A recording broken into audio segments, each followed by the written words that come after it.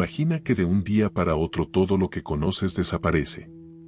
Tu nombre deja de importar, tus logros ya no significan nada y lo único que queda es tu capacidad de resistir. Te ves rodeado de sufrimiento, de incertidumbre, y lo único que puede mantenerte en pie es algo invisible, el sentido que decides darle a tu vida. Este no es un relato común. Es una exploración profunda de la fortaleza humana frente a las peores circunstancias. Es la historia de cómo, incluso en medio del dolor y la deshumanización, algunos lograron descubrir que la clave para sobrevivir no estaba en lo externo, sino en lo interno. A lo largo de este viaje descubrirás cómo la mente puede ser más fuerte que el cuerpo, cómo la esperanza puede vencer al sufrimiento y cómo el propósito puede convertirse en la herramienta más poderosa para salir adelante. Prepárate, porque lo que escucharás no es solo una historia del pasado, sino una lección que puede transformar tu manera de enfrentar las dificultades de hoy. Capítulo 1. La llegada y el shock inicial. La primera impresión al llegar a un campo de concentración era un golpe brutal para los sentidos y para el alma. El viaje en los vagones de tren, cerrados, oscuros y repletos de personas, ya había sido una experiencia deshumanizante. No había espacio para moverse, el aire era pesado, y muchos llegaban exhaustos, sin agua, sin comida y con un miedo que los consumía desde adentro. Pero nada de eso se comparaba con lo que ocurría cuando finalmente se abrían las puertas. El sonido de los gritos, los perros ladrando y las órdenes en un idioma autoritario recibían a los prisioneros. La confusión era total. Nadie sabía qué iba a pasar, pero todos presentían que el destino no sería favorable. En cuestión de segundos, la multitud era dividida, hombres por un lado, mujeres por otro, niños separados de sus madres, ancianos empujados sin consideración. Aquel instante era un quiebre definitivo, las familias quedaban rotas para siempre. El shock era tan profundo que muchos ni siquiera reaccionaban. Algunos creían que pronto volverían a reunirse, que era solo un proceso temporal, pero la realidad era mucho más dura. El despojo de pertenencias, de ropa y hasta del propio nombre llegaba rápido. A partir de ese momento, uno ya no era una persona, sino un número grabado en la piel. Lo más desgarrador era la rapidez con la que todo sucedía. Un día estabas en tu casa, rodeado de tus seres queridos, y al siguiente, estabas en un lugar donde tu vida ya no te pertenecía. Esa transición abrupta, ese salto de lo cotidiano a lo inimaginable, era el primer gran golpe psicológico que buscaba quebrar la voluntad de cualquiera. La desorientación en esos primeros momentos era absoluta. Muchos prisioneros, todavía con la esperanza de que todo fuera una especie de traslado temporal, trataban de mantener la calma. Pero bastaba observar alrededor para entender que nada volvería a ser como antes. Las torres de vigilancia, los uniformes de los guardias, las armas apuntando en cada dirección y el humo que se elevaba a lo lejos eran señales silenciosas de lo que estaba por venir. El despojo no era solo físico, era un despojo del ser. Se obligaba a los recién llegados a entregar sus objetos más personales, relojes, anillos, fotografías. Cosas que parecían pequeñas, pero que representaban identidades, recuerdos y afectos. Al perderlos, muchos sentían que se arrancaba también una parte de su historia, de lo que los hacía únicos. El siguiente paso era la selección. Una mirada rápida de un oficial determinaba quién servía para trabajar y quién no. No había explicaciones, no había apelaciones. Bastaba un gesto de la mano hacia un lado u otro para decidir el destino de una persona. Los fuertes eran destinados a los trabajos forzados, los débiles, enfermos o ancianos desaparecían de inmediato. Este instante se convirtió en una de las memorias más grabadas en la mente de los sobrevivientes. En segundos, la vida de seres queridos quedaba truncada sin siquiera poder despedirse. A la par, se instalaba en cada uno un sentimiento de incredulidad. ¿Cómo podía ser real aquello?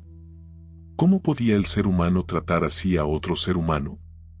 La mente buscaba explicaciones, pero no las encontraba. Era un shock tan grande que algunos se bloqueaban por completo, otros lloraban en silencio, y unos pocos se aferraban a la idea de resistir, aunque no supieran cómo. Ese primer contacto con el campo no solo era una experiencia externa, era el inicio de una lucha interna. Una batalla en la que cada prisionero tendría que decidir, aunque fuera en lo más profundo de su corazón, si se rendía al sufrimiento o si buscaba dentro de sí una razón, por mínima que fuera, para seguir vivo un día más. El primer día en el campo marcaba un antes y un después.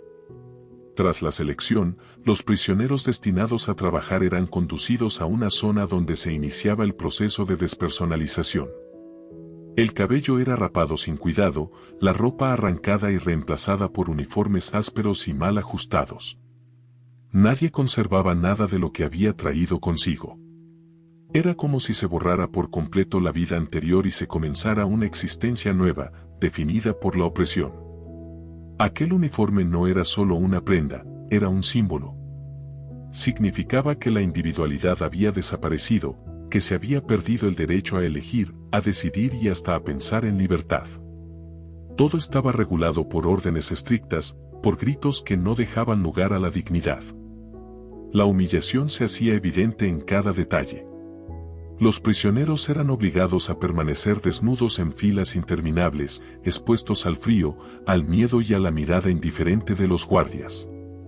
Cualquier gesto de resistencia era castigado con violencia inmediata. En ese ambiente, hasta el más pequeño acto de humanidad parecía imposible.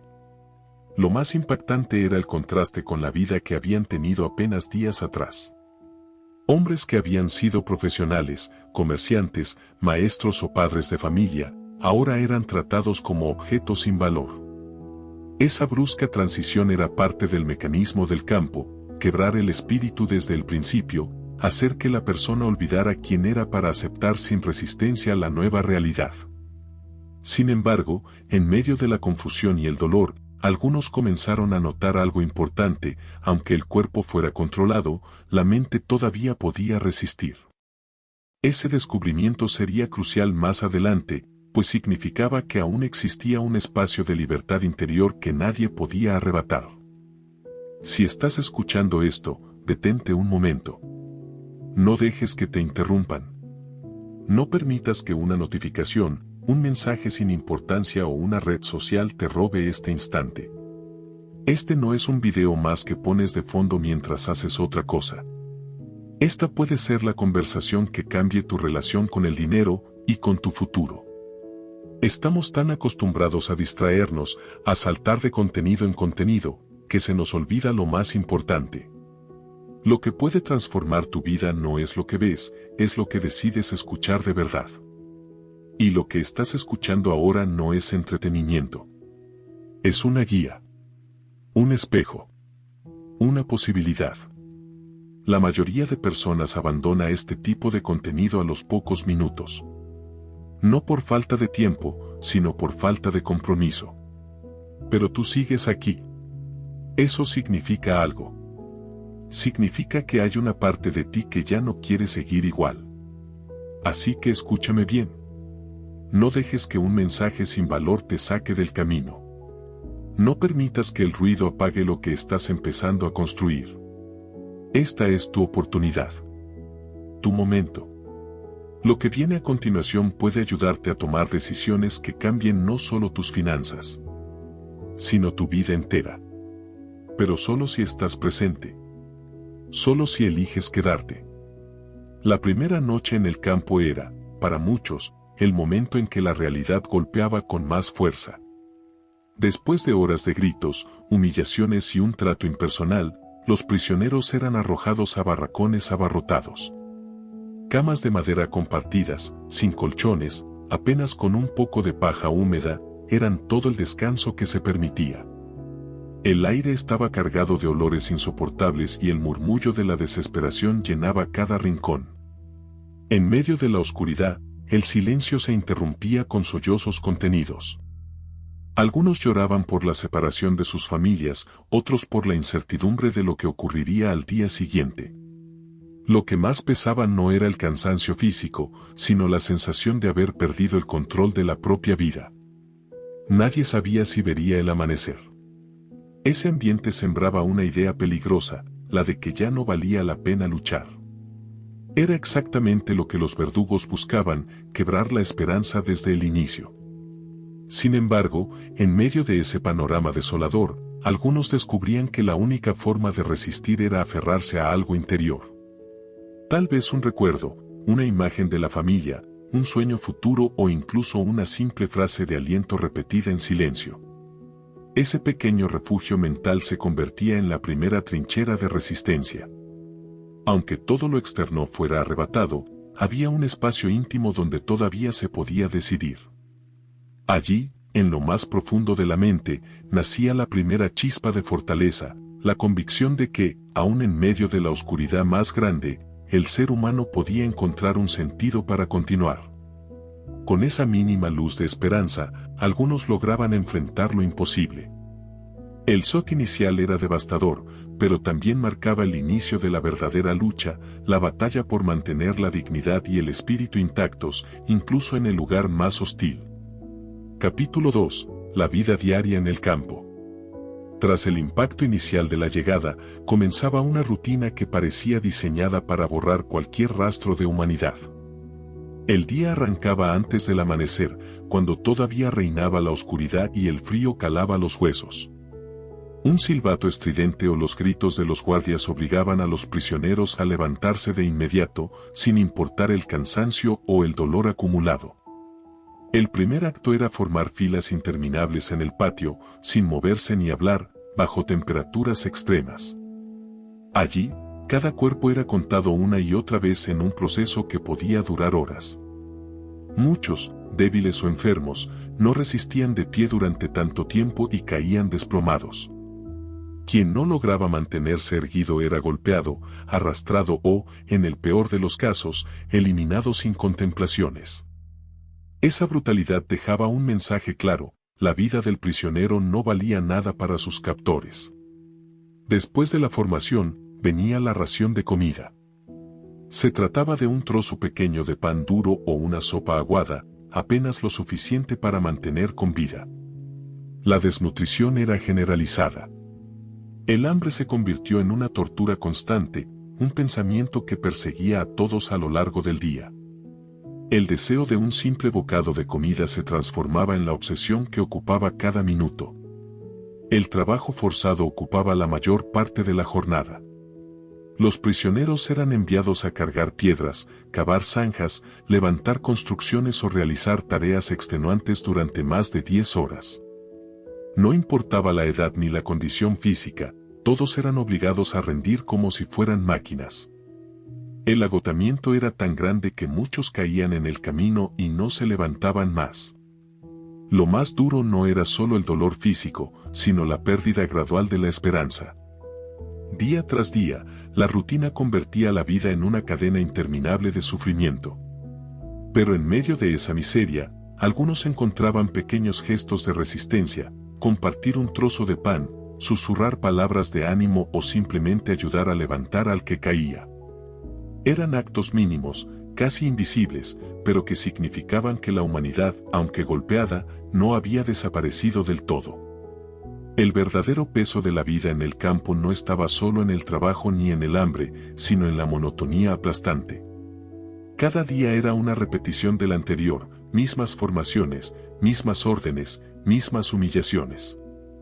Esa repetición buscaba algo más que controlar los cuerpos, pretendía quebrar la mente, hacer que los prisioneros olvidaran que existía un mañana distinto al presente de sufrimiento.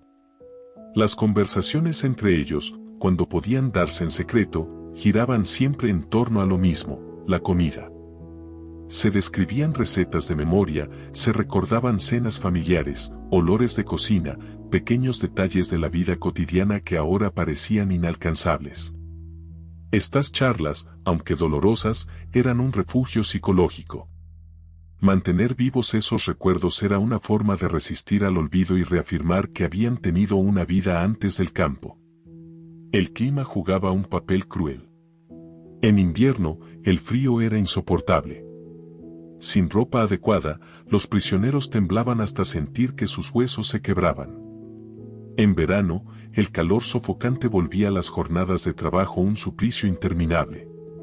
El cuerpo sufría en cada estación, y las enfermedades se propagaban con rapidez: fiebre, infecciones, debilidad extrema.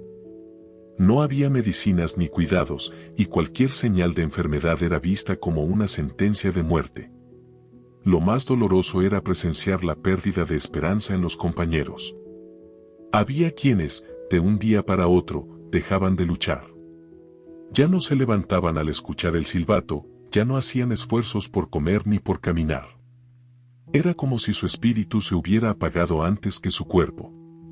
En el campo, se sabía que cuando alguien dejaba de luchar internamente, su final estaba cerca.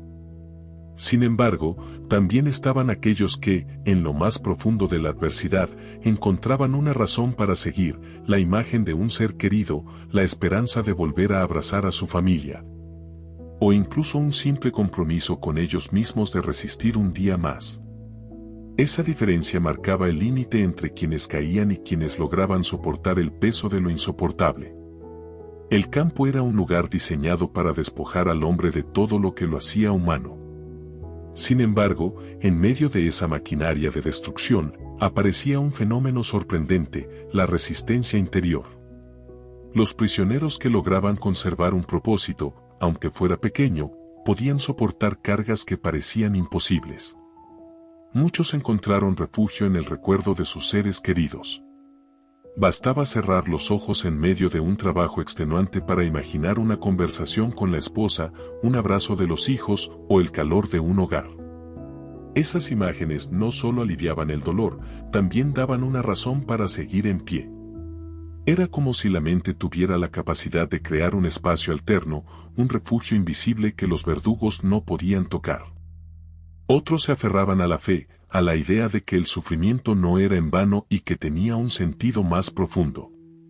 Creer que su dolor formaba parte de un propósito mayor les daba fuerzas renovadas. Incluso quienes no eran religiosos encontraban consuelo en la naturaleza misma: una puesta de sol, el vuelo de un ave, o el simple hecho de ver caer la nieve podía recordarles que todavía existía belleza más allá del horror. La solidaridad entre prisioneros también se convirtió en una fuente de esperanza. Aunque compartir un trozo de pan significaba quedarse con menos, muchos lo hacían. Un gesto así podía marcar la diferencia entre la vida y la muerte. Esa fraternidad demostraba que, aun en las condiciones más extremas, la bondad y el espíritu humano podían sobrevivir. Pero había que pagar un precio constante: el miedo. Cada día podía ser el último. La amenaza de los guardias era permanente, y cualquier error podía costar la vida. La tensión psicológica era insoportable, pero al mismo tiempo enseñaba una lección poderosa: incluso cuando todo parece perdido, el ser humano tiene la capacidad de elegir su actitud frente al sufrimiento. Cada jornada en el campo era una prueba de resistencia. No había descanso verdadero. Al finalizar el trabajo, los prisioneros regresaban a los barracones, donde apenas podían recostarse en literas compartidas, con cuerpos apretados unos contra otros. El sueño nunca era reparador: el hambre, el frío y el ruido constante de toses o lamentos interrumpían cualquier intento de descanso. La comida nocturna era tan escasa como en la mañana: un caldo ralo con apenas algunas migas de pan. Esa ración mínima obligaba a muchos a vivir en un estado permanente de debilidad.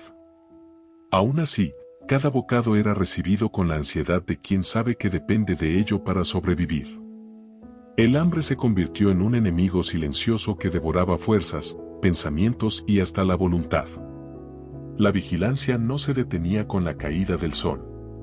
Había inspecciones nocturnas, castigos repentinos y un clima de tensión constante que impedía sentir seguridad en ningún momento.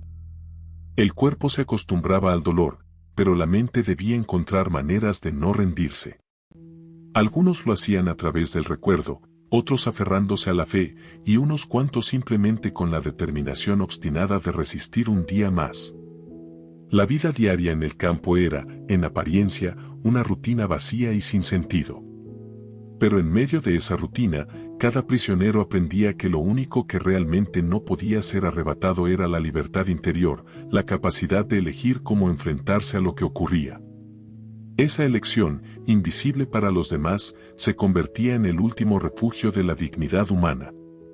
Con cada día que pasaba, los cuerpos se debilitaban, pero las mentes de quienes lograban sostener un propósito se volvían más fuertes. La vida en el campo era un infierno, sí, pero también era el escenario donde algunos descubrieron que el sentido podía darles más fuerza que cualquier alimento. Capítulo 3. El sufrimiento y la mente humana. En el campo de concentración, el sufrimiento no era un accidente ni un efecto secundario, era el centro mismo de la experiencia. Cada aspecto de la vida estaba calculado para provocar dolor físico y psicológico, desde el hambre constante hasta la incertidumbre del mañana. Sin embargo, lo que resultaba más sorprendente era la manera en que cada persona respondía de forma diferente al mismo tormento. Algunos se derrumbaban rápidamente. La falta de alimento, el frío y la brutalidad cotidiana los empujaban a un estado de desesperanza absoluta. Sus cuerpos y espíritus parecían apagarse al mismo tiempo. De un día para otro, ya no tenían fuerzas para levantarse, y esa rendición interior casi siempre precedía a la muerte. Otros, en cambio, encontraban dentro de sí una reserva oculta de fortaleza. No era que sufrieran menos, sino que interpretaban el sufrimiento de otra manera. Lo veían como una prueba, como un desafío que debían resistir. Esa actitud los mantenía en pie cuando todo parecía empujarlos a caer. El sufrimiento se convertía entonces en un espejo de la mente. No revelaba únicamente las debilidades, sino también la capacidad humana de adaptarse, de soportar y hasta de encontrar sentido en medio de lo insoportable. Era un recordatorio brutal de que lo que destruye al ser humano no es solo el dolor, sino la pérdida de propósito frente a ese dolor. De hecho, en más de una ocasión, se veía que quienes tenían un motivo fuerte, el deseo de reencontrarse con un ser querido, la fe en una misión pendiente, o simplemente la decisión de no rendirse, lograban resistir más que aquellos físicamente más fuertes pero sin esperanza. En ese contraste quedaba claro que el sufrimiento, aunque inevitable, podía transformarse en un impulso para seguir adelante si se encontraba un porqué para soportarlo. El sufrimiento, aunque impuesto desde fuera, se vivía en el interior de cada prisionero de manera distinta. El dolor físico era compartido por todos: hambre, agotamiento, enfermedades, golpes. Pero lo que realmente definía la resistencia no era el dolor en sí, sino la interpretación que cada uno le daba a ese dolor. Algunos lo veían como una condena sin sentido y quedaban atrapados en la desesperación. Cada golpe, cada humillación era una confirmación de que la vida carecía de valor. Esa visión los hundía poco a poco, hasta que la voluntad se apagaba. Otros, en cambio, lograban darle un significado diferente. No podían cambiar las circunstancias, pero sí podían decidir cómo enfrentarlas. Esa decisión, tan pequeña y silenciosa, era un acto de libertad interior. Podían pensar: si debo sufrir, al menos que este sufrimiento no me quiebre por dentro. Esa actitud no eliminaba el dolor, pero sí lo transformaba en una oportunidad de resistencia. El sufrimiento dejaba de ser únicamente una carga para convertirse en un campo de batalla donde la mente podía imponerse al cuerpo. Curiosamente, el sufrimiento también acercaba a muchos a la reflexión más profunda sobre la vida. Había quienes, en medio del trabajo forzado, recordaban a sus seres queridos y pensaban en ellos como razón suficiente para soportar. Otros, incluso, encontraban en el sufrimiento una oportunidad de crecer espiritualmente, de descubrir que dentro de ellos había una fuerza que nunca habrían imaginado tener en condiciones normales.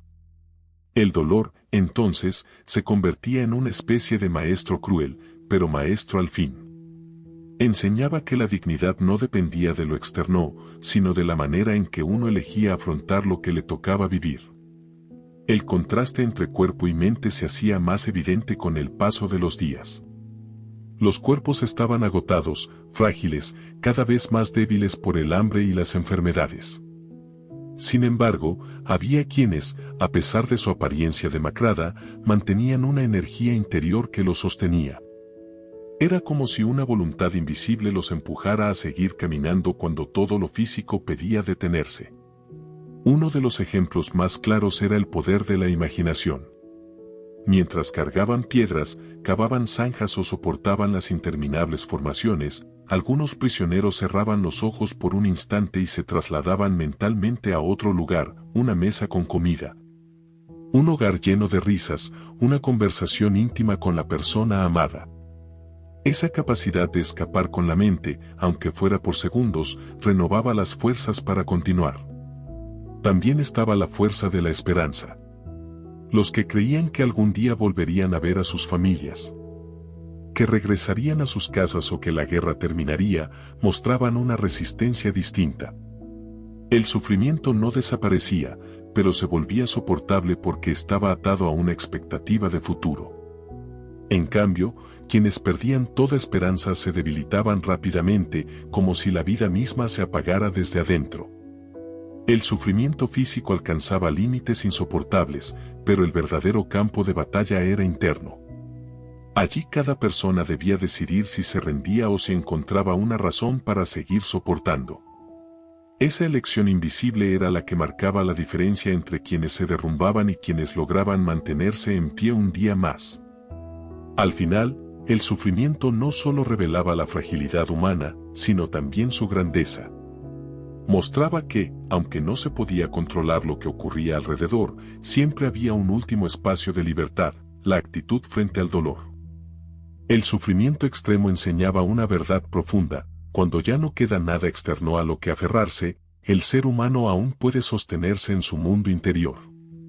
Esa capacidad de resistir desde adentro se convirtió en la clave de supervivencia para muchos. No era cuestión de fuerza física, ni siquiera de suerte, sino de actitud frente al dolor inevitable. En el campo, esta lección quedaba clara cada día. Los que lograban decirse a sí mismos que el sufrimiento tenía un sentido, aunque fuera mínimo, resistían más que aquellos que se rendían a la desesperanza. El dolor se transformaba en un desafío que, lejos de destruirlos, les recordaba que aún tenían la libertad de decidir cómo enfrentarlo. Era evidente que el sufrimiento no se podía evitar. Nadie podía escapar del hambre, del frío o de la violencia. Pero dentro de cada uno estaba la opción de darle un significado distinto. Para algunos, era la fe en que Dios los acompañaba, para otros, el amor hacia la familia que los esperaba, y para muchos, la simple convicción de que su dolor no los iba a despojar de su dignidad. Así, el sufrimiento dejaba de ser un castigo sin sentido y se convertía en un terreno donde la mente demostraba su verdadera fuerza. Era la confirmación de que, incluso en las circunstancias más oscuras, el ser humano tiene la capacidad de elegir su respuesta. Esa elección, silenciosa e invisible, era lo que mantenía viva la chispa de la esperanza en un lugar diseñado para apagarla. Capítulo 4. La esperanza como motor de vida. En el campo, la esperanza era más que un sentimiento, era una herramienta de supervivencia. El hambre, el cansancio y el miedo eran constantes, pero lo que realmente determinaba la resistencia de una persona era su capacidad de aferrarse a un porqué que le diera fuerzas para soportar el cómo. Quienes mantenían la esperanza de volver a ver a sus familias, de regresar a sus hogares o de continuar con un sueño interrumpido, encontraban un motivo para resistir un día más. Esa visión de futuro, aunque incierta, se convertía en un ancla que evitaba que la mente se hundiera por completo en la desesperación. La esperanza se manifestaba en los pequeños detalles: alguien guardaba un trozo de pan para compartirlo con un amigo, convencido de que algún día ambos saldrían de allí.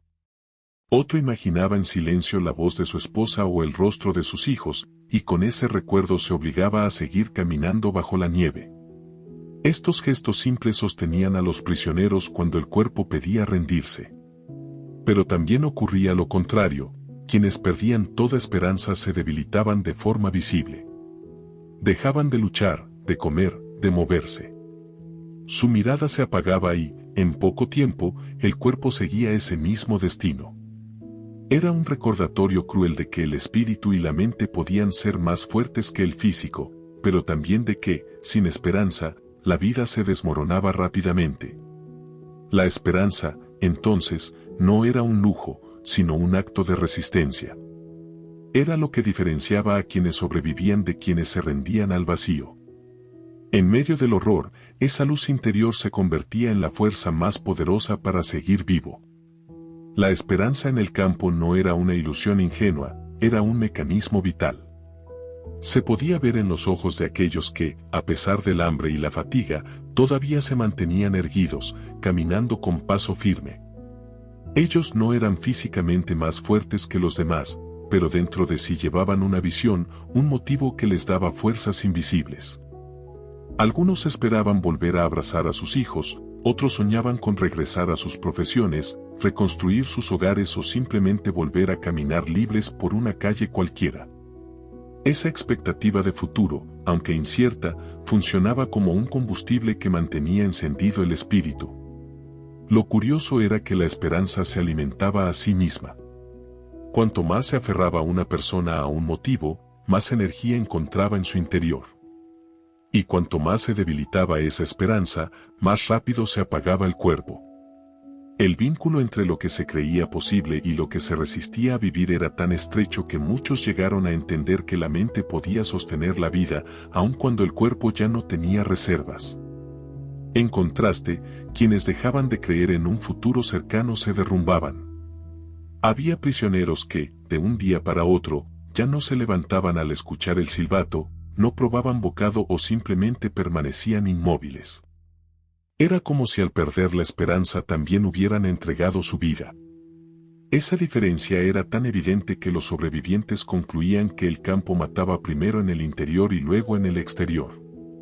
Así, la esperanza no era un pensamiento pasajero, sino una frontera invisible entre la vida y la muerte. Los que lograban proteger esa chispa interior, aún en medio del dolor más profundo, eran quienes tenían más posibilidades de sobrevivir. La esperanza, aunque invisible, se revelaba en los actos más pequeños. En ocasiones, un prisionero compartía una palabra de aliento con otro, recordándole que aquello no duraría para siempre. Ese gesto, aparentemente insignificante, podía devolver las fuerzas a alguien al borde de rendirse. Era como encender una chispa en medio de la oscuridad más densa. También estaba presente en los recuerdos. Muchos sobrevivientes contaban cómo se aferraban mentalmente a imágenes de su pasado, la mesa familiar, el calor de un hogar, el olor de la comida, las risas de los hijos. Al cerrar los ojos, esos recuerdos se transformaban en refugios donde el dolor del presente quedaba suspendido por unos instantes. Esa capacidad de imaginar un futuro gracias a un pasado amado se convertía en una forma de resistencia. Incluso los gestos mínimos, como guardar un mendrugo de pan para el día siguiente, tenían un significado profundo. No era solo alimento, era la afirmación silenciosa de que habría un mañana. Ese pequeño acto contenía la fe de que la vida continuaría más allá del sufrimiento inmediato.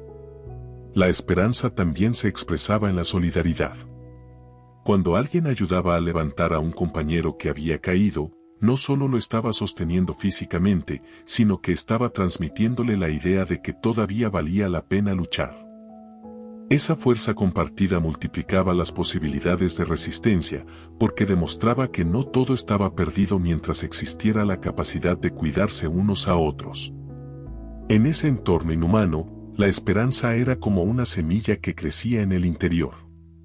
Pequeña, frágil, pero capaz de sostener la vida contra todo pronóstico. La esperanza, más que un sentimiento pasajero, se convirtió en un verdadero motor de supervivencia. En el campo, donde todo estaba diseñado para quebrar al ser humano, era la única fuerza que podía mantener en pie a los prisioneros. No eliminaba el sufrimiento, pero lo transformaba en algo soportable. Quien tenía un porqué podía resistir casi cualquier cómo. Esa esperanza no siempre se basaba en grandes sueños, a veces era tan simple como imaginarse terminando un trabajo inconcluso, regresando a ver un paisaje familiar o cumpliendo una promesa hecha a un ser querido.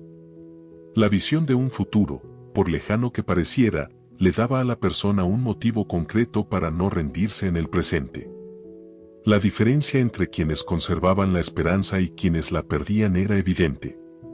Los primeros, aun en los días más duros, encontraban un impulso silencioso para dar un paso más, para aguantar una jornada más. Los segundos, al perder toda ilusión de futuro, se dejaban caer en la resignación y, poco después, en la muerte. En el fondo, el campo revelaba una verdad esencial: la vida siempre guarda un sentido, incluso en las circunstancias más terribles. Y es ese sentido, encarnado en la esperanza, lo que puede sostener al ser humano cuando todo lo demás ha desaparecido. Así, la esperanza se convertía en la frontera invisible que separaba la desesperación de la resistencia, la rendición de la supervivencia. Era, en definitiva, la fuerza más poderosa que un prisionero podía conservar. Capítulo 5. La liberación y el vacío existencial. El día de la liberación no llegó como muchos lo habían imaginado durante los años de sufrimiento. No hubo celebraciones inmediatas, ni gritos de victoria, ni lágrimas de alegría desbordada. La llegada de la libertad fue silenciosa, casi incomprensible, como si la mente no pudiera aceptar de inmediato lo que estaba sucediendo. Cuando los prisioneros vieron a los soldados entrar y a los guardias desaparecer, el sentimiento dominante no fue euforia, sino desconcierto. Después de tanto tiempo viviendo bajo el peso de órdenes, castigos y humillaciones, el simple hecho de que nadie los vigilara parecía irreal. Algunos ni siquiera se movieron de su lugar, convencidos de que podía tratarse de una trampa o de un cambio momentáneo. El cuerpo estaba debilitado, pero era el espíritu el que más tardaba en reaccionar. Durante años, la vida se había reducido a sobrevivir un día más, y de pronto esa lucha diaria ya no era necesaria. El campo había moldeado a los prisioneros de tal forma que muchos habían olvidado cómo era vivir sin miedo. Al salir de los barracones y ver los caminos abiertos, algunos sintieron una profunda confusión. La libertad era deseada, soñada, pero al mismo tiempo abrumadora. ¿Qué significaba ser libre cuando tu familia ya no estaba, cuando tu hogar había desaparecido, cuando el mundo que conocías había sido destruido? La liberación, lejos de ser un alivio inmediato, se convirtió para muchos en un desafío psicológico: reconstruir un sentido de vida en un mundo que ya no era el mismo y en el que ellos mismos habían cambiado para siempre. Al salir del campo, muchos prisioneros se dieron cuenta de que la libertad no era sinónimo de felicidad inmediata. Durante años habían soñado con ese momento, imaginando abrazos, reencuentros y la posibilidad de volver a empezar. Sin embargo, lo que encontraron al cruzar los muros fue un silencio doloroso: ciudades destruidas, familias desaparecidas, amigos muertos. La esperanza que los había sostenido se enfrentaba ahora con una realidad devastadora. Ese contraste provocó un vacío profundo. Mientras en el campo luchaban por sobrevivir día a día, ahora enfrentaban la pregunta más difícil: ¿para qué seguir viviendo? El sufrimiento ya no era una imposición externa, sino una herida interior que necesitaba un nuevo sentido para poder sanar. Muchos experimentaron un sentimiento de extrañeza hacia la libertad. Habían estado tanto tiempo acostumbrados a recibir órdenes, a seguir rutinas impuestas, que de pronto la ausencia de reglas los dejaba perdidos. No sabían cómo usar su tiempo, ni cómo relacionarse con un mundo que ya no reconocían. Ese vacío no era simplemente tristeza, era una crisis existencial.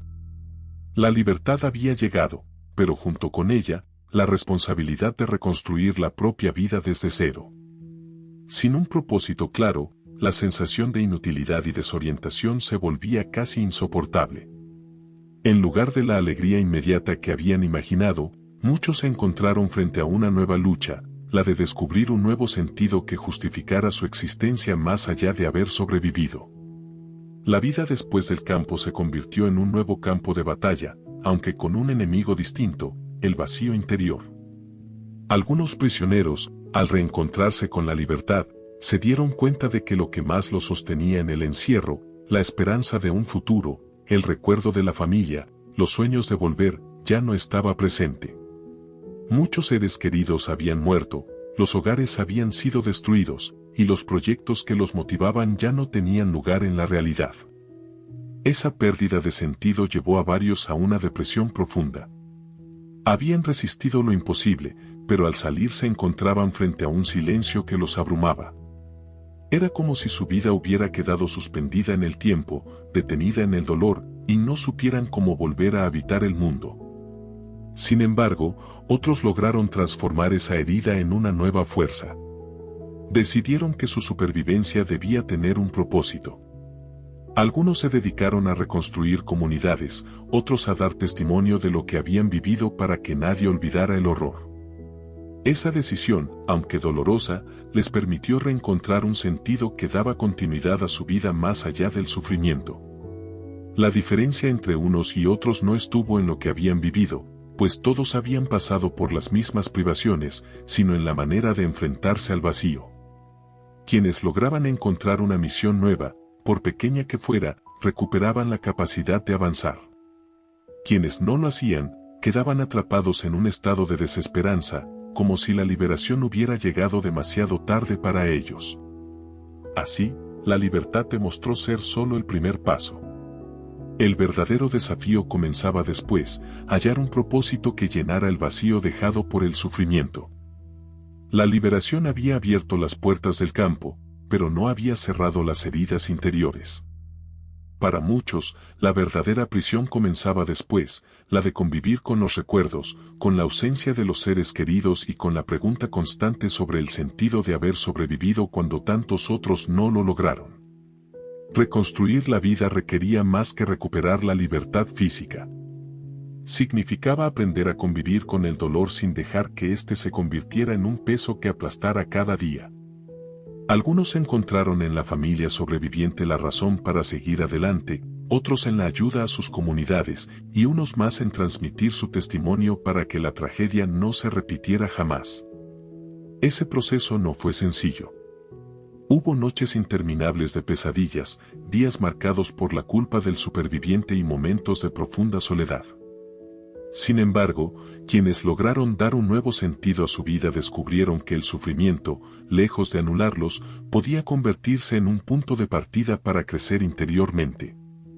La libertad, entonces, se reveló como un desafío mayor que la opresión. No bastaba con estar fuera de los muros, había que construir un nuevo horizonte. Solo quienes aceptaron esa responsabilidad pudieron transformar el vacío existencial en una nueva forma de plenitud.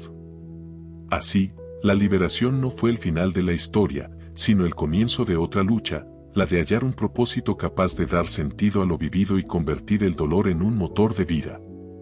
Capítulo 6. La voluntad de sentido. Después de la liberación, y tras haber visto cómo el sufrimiento podía destruir o fortalecer al ser humano, surgió una reflexión central: el motor más profundo de la vida no es el placer ni el poder, sino el sentido. El ser humano puede soportar cualquier dolor, siempre que encuentre un propósito que lo justifique. La voluntad de sentido es esa fuerza interior que nos impulsa a seguir adelante incluso en medio de la oscuridad más densa.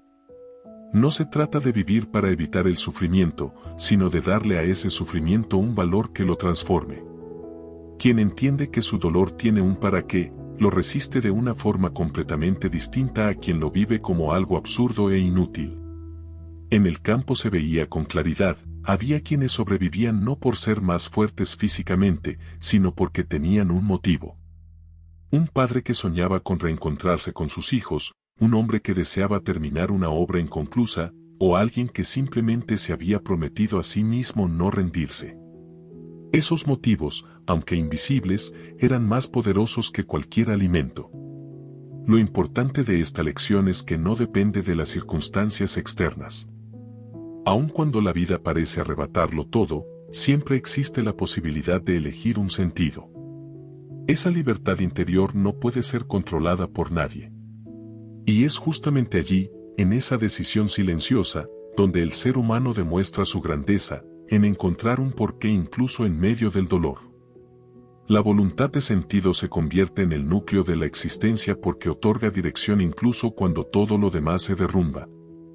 El ser humano puede perder sus bienes, su libertad física, su seguridad y hasta su salud, pero mientras conserve un propósito, mantiene la capacidad de levantarse una y otra vez. En el campo de concentración, muchos ejemplos demostraban esta verdad. Había prisioneros que, a pesar del hambre extremo y de la brutalidad, mantenían vivo un motivo personal. Para algunos, era el amor a su familia, para otros, la fe en un futuro diferente, para otros más, la convicción de que su experiencia debía servir como testimonio. Esa fuerza interior los sostenía en los días en que el cuerpo ya no podía más. Lo interesante es que ese sentido no tenía que ser algo grandioso. Podía ser tan sencillo como la idea de regresar a plantar un árbol en el jardín, terminar un proyecto pendiente o reencontrarse con un ser querido. Lo que importaba no era la magnitud del objetivo, sino la convicción de que había algo que daba valor a la vida, incluso en medio del sufrimiento. Sin un sentido, la existencia se convierte en un vacío insoportable. La rutina se vuelve opresiva, el dolor se siente sin propósito y la esperanza desaparece rápidamente. En cambio, con un porqué claro, hasta la dificultad más grande puede transformarse en un camino de crecimiento. De ahí surge una conclusión poderosa: la vida nunca deja de tener sentido, incluso en las circunstancias más duras. Lo que cambia es la disposición del ser humano para descubrirlo y asumirlo como motor de su existencia.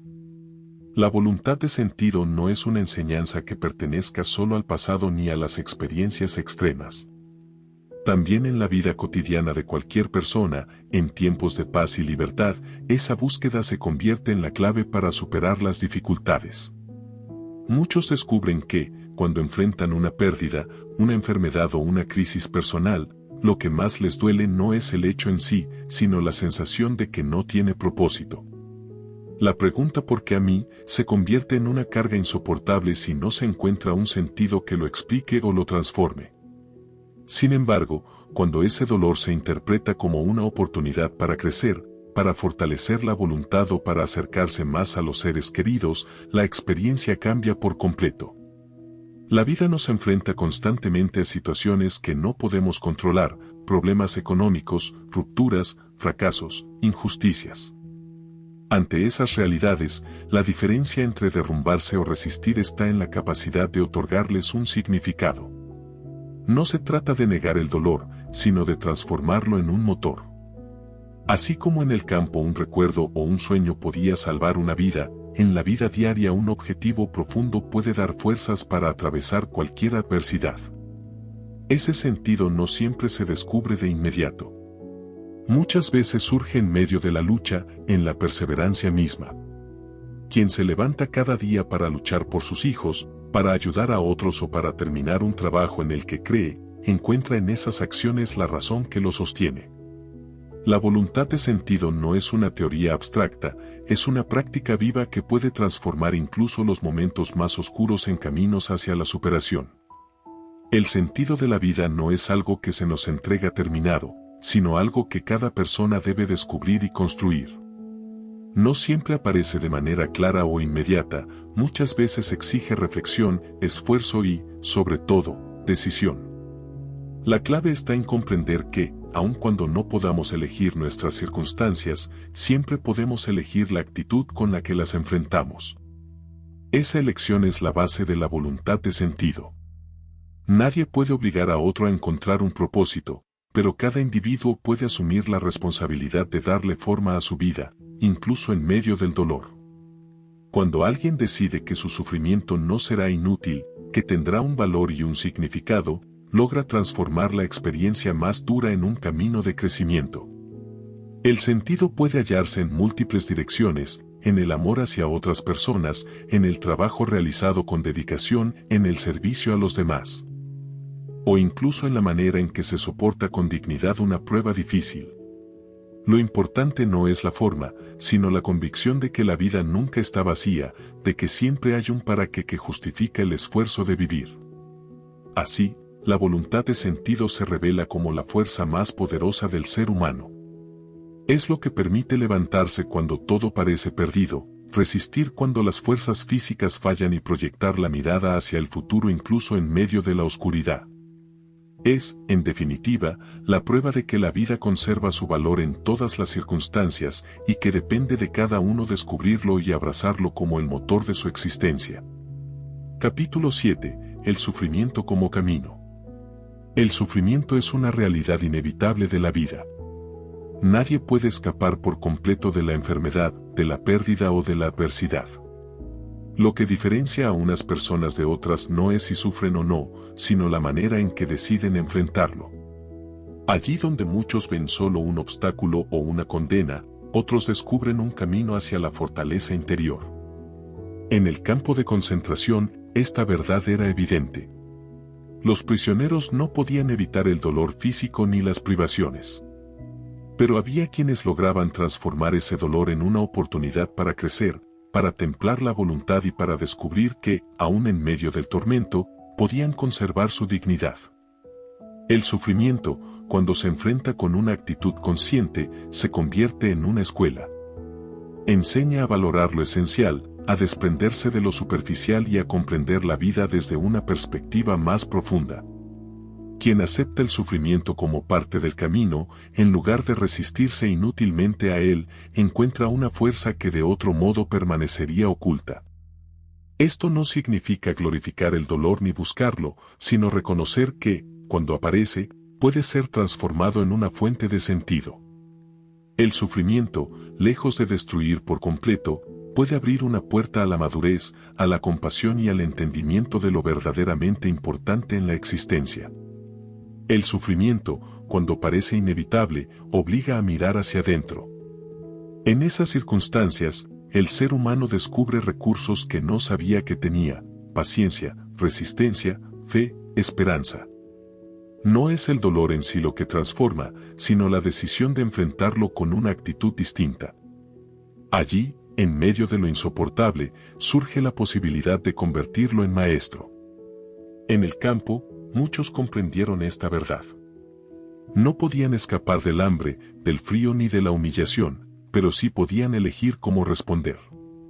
Algunos decidieron soportar con dignidad, guardando silencio frente a los insultos o compartiendo lo poco que tenían con un compañero. En esos gestos pequeños, el sufrimiento dejaba de ser un castigo y se convertía en un terreno donde se afirmaba la humanidad. La transformación interior no llegaba de un día para otro. Era un proceso lento, como una llama que se mantiene encendida a pesar del viento. Había momentos de debilidad, de desesperanza, pero también instantes en que la persona se daba cuenta de que el sufrimiento podía purificar, desprenderla de lo superficial y acercarla a lo esencial: el amor, la solidaridad, la dignidad. Así, el sufrimiento se convertía en un camino que revelaba la verdadera fortaleza del espíritu humano. Mostraba que, aun cuando todo lo externo era controlado por otros, la actitud interior seguía siendo una elección libre. Esa elección era lo que transformaba el dolor en sentido y el tormento en una oportunidad de crecimiento. El sufrimiento, cuando se asume con un propósito, puede convertirse en una brújula que orienta la vida. Quien entiende que el dolor no es un callejón sin salida, sino un tramo inevitable del camino, descubre que incluso en medio de la oscuridad es posible avanzar con dirección. En el campo, muchos prisioneros encontraron en el sufrimiento la ocasión para definir lo que realmente importaba. Al perderlo todo, comprendieron que la esencia de la existencia no está en las posesiones, sino en la capacidad de amar, de mantener la dignidad y de elegir una actitud frente a lo inevitable. Esa conciencia los fortalecía y les daba claridad sobre el sentido de sus vidas. El sufrimiento se transformaba en un recordatorio constante de lo frágil que es la existencia y, al mismo tiempo, de lo valiosa que resulta. Cada día soportado se convertía en un triunfo silencioso. Cada jornada resistida con coraje reforzaba la convicción de que la vida conserva su sentido incluso en los momentos más dolorosos. Quien lograba darle un significado al sufrimiento no solo resistía mejor, sino que encontraba en él un camino hacia una vida más consciente. Comprendía que, aunque no podía elegir el dolor, sí podía decidir la manera de enfrentarlo.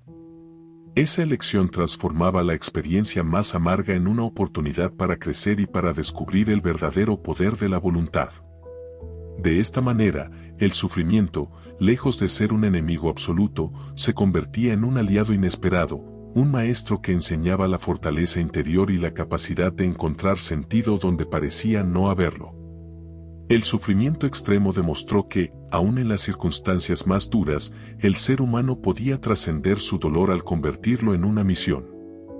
Para algunos prisioneros, soportar el tormento no era simplemente aguantar, sino hacerlo con la convicción de que su resistencia tendría un valor más allá de ellos mismos, un testimonio para otros, un legado de dignidad. Un ejemplo de fortaleza. Ese enfoque cambiaba por completo la experiencia del dolor. Ya no era solo un castigo impuesto por las circunstancias, sino una oportunidad de demostrar que la esencia humana no podía ser quebrada. Incluso en el campo, donde todo estaba calculado para despojar a las personas de su humanidad, había quienes mantenían su espíritu intacto, resistiendo no por obligación, sino por decisión. El sufrimiento, asumido de esta manera, se convertía en un camino hacia la trascendencia. Quien lograba darle sentido encontraba en él no solo resistencia, sino también crecimiento. Descubría que el dolor podía purificar la mirada, devolver la claridad sobre lo verdaderamente importante y abrir la posibilidad de vivir con más profundidad. Así, el sufrimiento dejaba de ser únicamente una herida para transformarse en un medio de elevación interior. En esa transformación se encontraba la lección más poderosa: la vida nunca pierde su sentido, incluso cuando se expresa en la forma del dolor. El ser humano, al aceptarlo y enfrentarlo con propósito, no solo sobrevive, sino que se eleva por encima de las circunstancias más adversas. Capítulo 8. Responsabilidad y elección personal. Si algo reveló la experiencia del sufrimiento es que, aunque las circunstancias puedan ser terribles e incontrolables, el ser humano siempre conserva una última libertad, la de elegir su actitud. Nadie puede decidir qué obstáculos aparecerán en el camino, pero cada persona tiene la responsabilidad de elegir cómo enfrentarlos.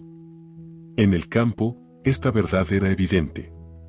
Los prisioneros no podían controlar el hambre, el frío o la violencia, pero podían decidir si respondían con desesperación o con resistencia interior. Algunos se dejaban arrastrar por la desesperanza, mientras que otros, en medio del mismo dolor, encontraban motivos para sostenerse, ya fuera en un recuerdo, en una creencia o en la solidaridad con un compañero. Esa capacidad de elección era una forma de dignidad. Los guardias podían imponer castigos, arrebatar pertenencias y controlar el cuerpo, pero no podían forzar la actitud interior de una persona. Allí estaba la verdadera libertad, en decidir si el sufrimiento los destruiría o si lo transformarían en una oportunidad para reafirmar su espíritu. La responsabilidad, entonces, no se limita a lo que hacemos en tiempos de calma y prosperidad. Es, sobre todo, la manera en que respondemos en los momentos difíciles. Incluso en medio de las condiciones más adversas, el ser humano sigue siendo dueño de su respuesta. Esa responsabilidad personal es lo que define su destino más allá de las circunstancias externas. La responsabilidad interior consiste en reconocer que la vida siempre nos hace una pregunta y que nosotros, con cada decisión, damos la respuesta. No importa cuán duras sean las circunstancias, lo esencial es cómo elegimos reaccionar frente a ellas. Esa elección no siempre cambia lo que sucede afuera, pero transforma por completo lo que ocurre dentro de nosotros. En el campo, muchos descubrieron esta verdad de manera dolorosa. No podían evitar el hambre ni los golpes, pero sí podían decidir si se hundían en la desesperación o si se aferraban a un propósito. Esa elección silenciosa, invisible para los demás, marcaba la diferencia entre quienes se derrumbaban y quienes mantenían la fuerza para resistir. La responsabilidad personal también se expresaba en la manera de relacionarse con otros. Compartir un trozo de pan, ayudar a un compañero a levantarse, o incluso ofrecer una palabra de ánimo, eran decisiones pequeñas pero cargadas de sentido. Cada gesto recordaba que, aun en el lugar más inhumano, el ser humano seguía teniendo la libertad de actuar con humanidad. Asumir esta responsabilidad era aceptar que no todo estaba perdido.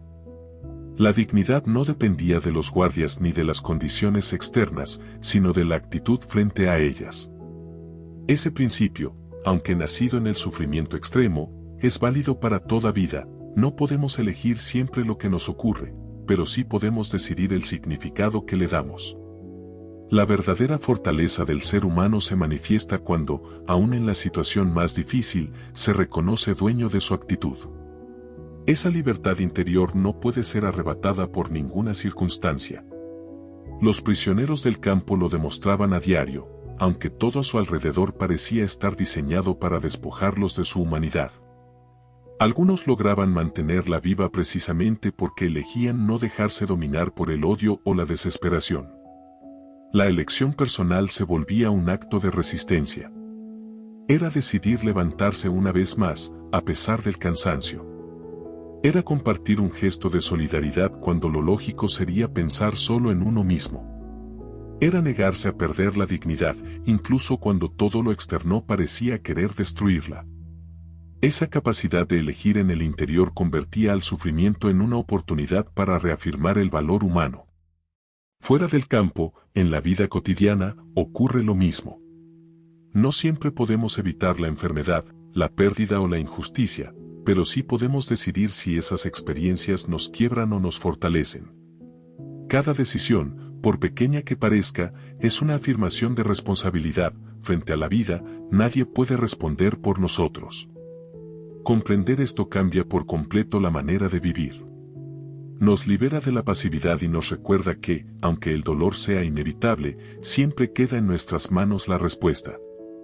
Esa elección define no solo cómo soportamos las pruebas, sino también quiénes llegamos a ser a través de ellas.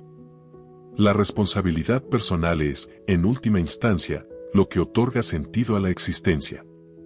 Cada día, en cada circunstancia, la vida nos pone frente a una pregunta y nuestra actitud es la respuesta. No se trata de esperar que las condiciones externas sean favorables, sino de asumir que, aun en medio de la adversidad, somos responsables de lo que hacemos con ella. En el campo se vio con claridad, algunos elegían hundirse en la desesperanza, mientras que otros, enfrentando la misma realidad, decidían mantener la dignidad y la fe en el futuro. Esa diferencia no estaba en lo que pasaba afuera, sino en la decisión interior de cada persona. Allí radicaba la verdadera libertad, en la capacidad de elegir la respuesta al sufrimiento. Asumir esa responsabilidad no solo significa resistir, sino también crecer. El dolor puede transformarse en fortaleza si se enfrenta con actitud consciente. La pérdida puede convertirse en aprendizaje si se acepta con valor. Incluso la injusticia más grande puede ser la oportunidad de demostrar que la esencia del ser humano está en su capacidad de decidir cómo actuar. Esa es la gran lección, no somos prisioneros absolutos de las circunstancias, siempre queda un espacio de libertad en el interior. Al reconocerlo, descubrimos que la vida tiene un sentido en cada momento y que nuestra misión es responder con responsabilidad, incluso cuando la elección parece pequeña. En esa decisión constante se construye el verdadero valor de la existencia. Capítulo 9. Aplicación de la logoterapia en la vida diaria. La logoterapia parte de una idea central: el motor más profundo del ser humano es la búsqueda de sentido. No importa cuán duras sean las circunstancias, siempre existe la posibilidad de hallar un propósito que transforme la experiencia.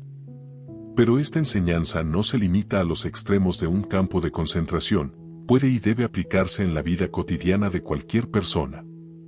En la vida diaria, los problemas adoptan formas distintas: preocupaciones económicas, conflictos familiares, pérdidas personales, crisis de identidad o frustraciones profesionales.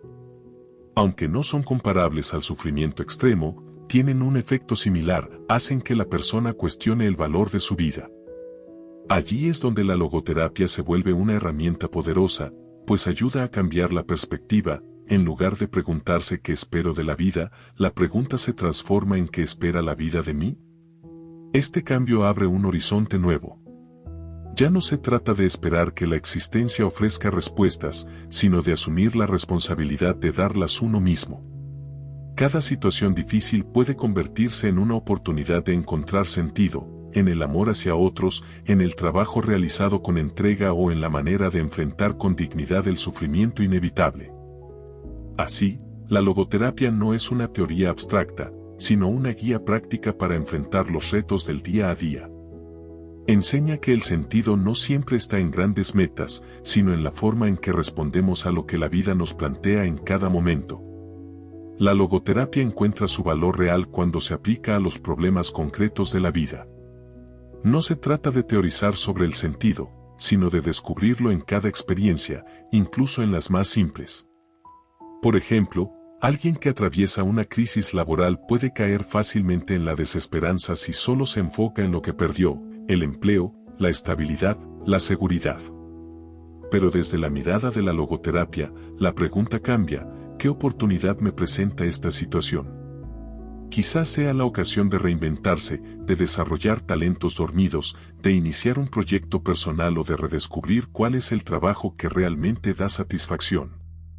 Otro caso puede ser el de quien ha perdido a un ser querido. El dolor de la ausencia es inevitable, pero la logoterapia invita a reinterpretar ese sufrimiento como un llamado a honrar la memoria de esa persona, a vivir de manera que su legado siga presente. El sufrimiento no se elimina, pero se transforma en un puente hacia un sentido más profundo.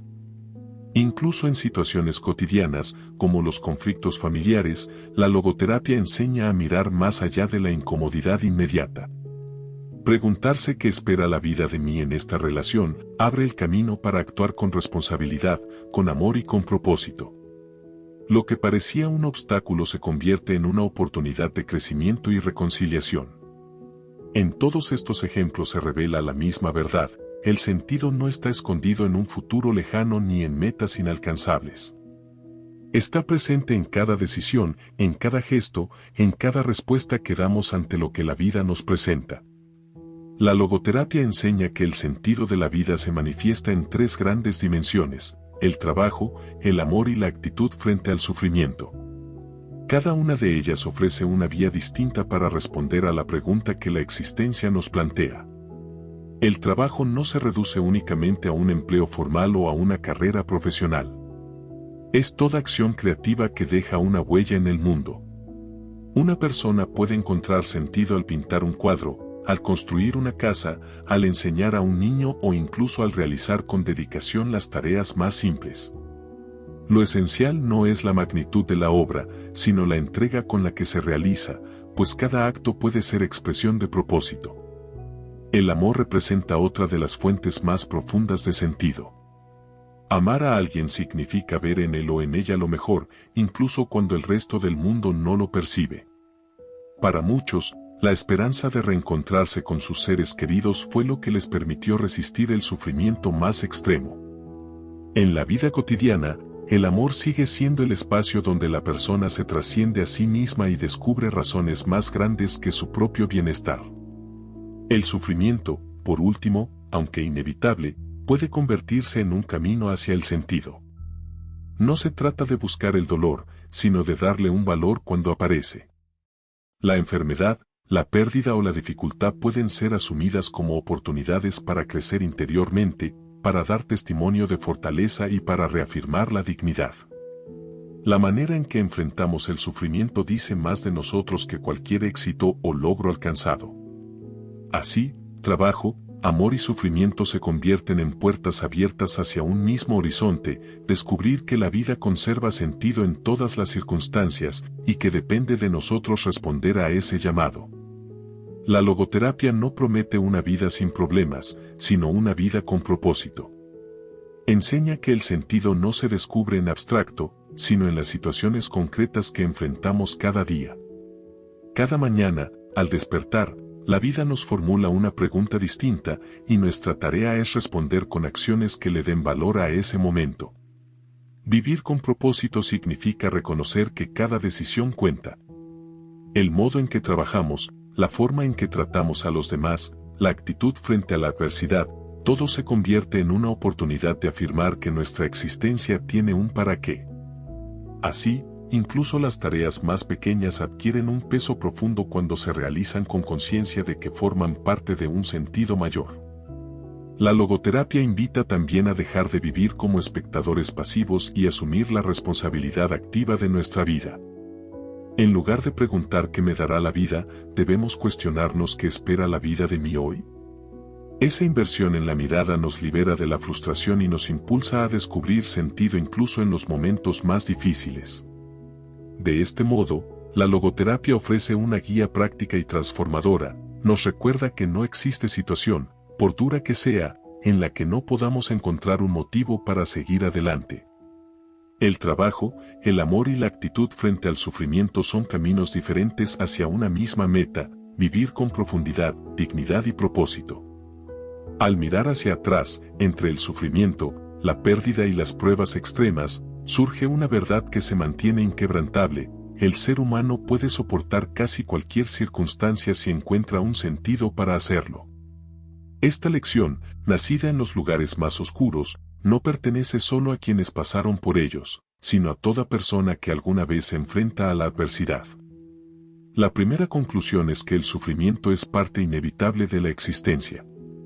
Ninguna vida está exenta de dolor, ya sea en forma de enfermedad, pérdida, fracaso o incertidumbre. Pretender evitarlo por completo es imposible. Sin embargo, lo que sí está en nuestras manos es decidir cómo enfrentarlo. La actitud frente al sufrimiento marca la diferencia entre hundirse en la desesperación o transformarlo en una oportunidad de crecimiento. La segunda lección es que la esperanza y el sentido son fuerzas más poderosas que cualquier limitación física. Quien tiene un porqué, una razón clara para vivir, puede resistir incluso lo que parece insoportable. Esa razón puede estar en el amor hacia los demás, en la fe en un futuro mejor o en el compromiso con una misión. Lo esencial es que exista, porque sin ella la vida se vacía y se apaga. Por último, se comprende que la dignidad humana no depende de lo que se posee ni de lo que se logra, sino de la actitud con la que se enfrenta cada momento. Incluso en los escenarios más hostiles, siempre queda un espacio de libertad interior donde elegimos nuestra respuesta. Esa elección es la que define nuestra grandeza. Hemos recorrido un viaje profundo, lleno de enseñanzas sobre el sufrimiento, la esperanza y el sentido de la vida. Ahora la pregunta es para ti: ¿qué significado eliges darle a tu propia historia? Si este contenido te hizo reflexionar y quieres seguir descubriendo más lecciones que transformen tu manera de ver la vida, te invito a suscribirte al canal, darle like a este video y dejar tu comentario compartiendo qué fue lo que más te impactó. Tu opinión y tu participación hacen que esta comunidad crezca y que juntos sigamos aprendiendo.